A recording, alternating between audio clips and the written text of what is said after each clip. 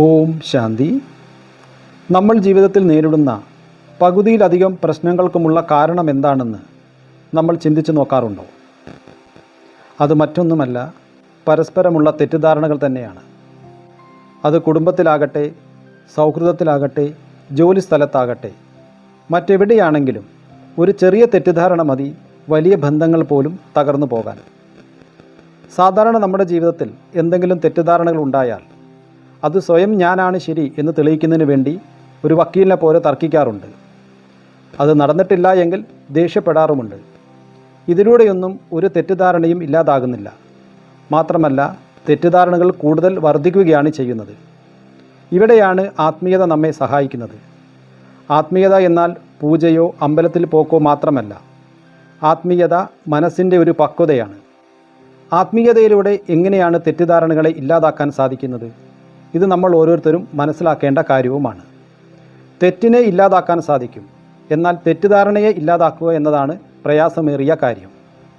അതിനാണ് ആത്മീയത നമ്മെ സഹായിക്കുന്നത്. ആദ്യമായി ആത്മീയത നമ്മെ പഠിപ്പിക്കുന്നത് സ്വയം ഞാൻ ആരാണ് എന്നാണ്. അതിലൂടെ ഈശ്വരൻ ആരാണ് എന്നുള്ള തിരിച്ചറിവ് നമുക്ക് ലഭിക്കും. ഇതിലൂടെ നമുക്ക് എല്ലാ തരത്തിലുമുള്ള തെറ്റിദ്ധാരണകളെ ഇല്ലാതാക്കാൻ സാധിക്കും.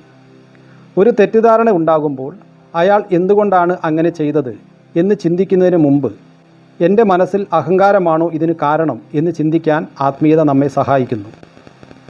നമ്മുടെ മനസ്സ് ശാന്തമാണെങ്കിൽ മറ്റുള്ളവരുടെ വാക്കുകളെ വൈകാരികമായി എടുക്കാതെ വസ്തുനിഷ്ഠമായി കാണാനും അവർക്ക് മനസ്സിലാക്കി കൊടുക്കാനും നമുക്ക് കഴിയുന്നു. ആത്മീയത നമ്മോട് പറയുന്നത് എല്ലാവരിലും ദൈവികമായ ഗുണങ്ങളും ശക്തിയും ഉണ്ട് എന്നാണ്.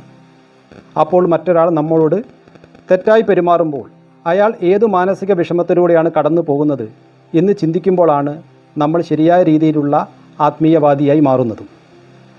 മറ്റുള്ളവരുടെ കാഴ്ചപ്പാടിൽ കാര്യങ്ങളിൽ നിന്ന് കാണാൻ ആത്മീയ ബോധം നമ്മെ പഠിപ്പിക്കുന്നു, നമ്മളെ പ്രാപ്തരാക്കി മാറ്റുകയും ചെയ്യുന്നു.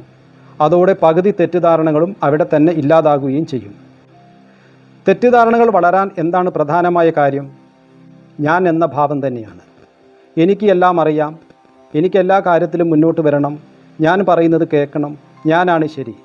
ഇതാണ് അതിൻ്റെ ആദ്യത്തെ ഉറവിടം.